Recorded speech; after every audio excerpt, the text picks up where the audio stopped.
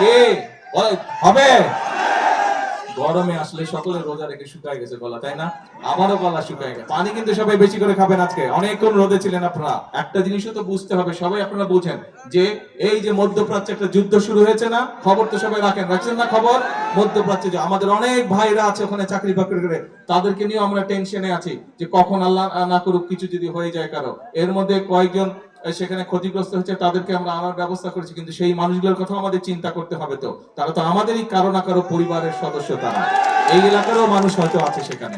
তো এখন এই যে মধ্যপ্রাচ্য এই যুদ্ধ শুরু হওয়ার কারণে স্বাভাবিকভাবে এই দেশের অর্থনীতির উপরে একটু চাপ পড়েছে।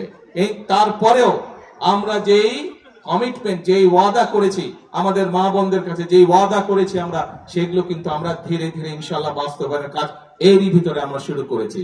এখন প্রিয় ভাই বোনেরা, এই যে যেই কাজগুলোর কথা বললাম, এই কৃষক কার্ড বলেন, ফ্যামিলি কার্ড বলেন, খাল খনন বলেন, এই যে কৃষির সাথে সম্পর্কিত মিল ফ্যাক্টরি বলেন, এইগুলার পরিকল্পনা নিয়ে আমরা এইগুলা স্থাপন করব।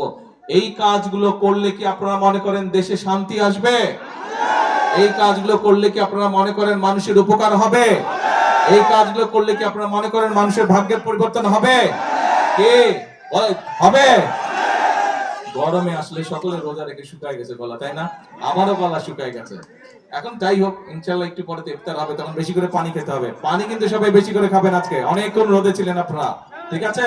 পানি বেশি খেতে হবে, নাহলে কিন্তু আবার কিডনিতে সমস্যা হবে, ঠিক আছে? ইফতার করে পানি বেশি খাবেন, যত না খাবার খাবেন আজকে পানি বেশি খেতে হবে, কারণ এই রোদের তাপে শরীর থেকে পানি টেনে নিয়েছে।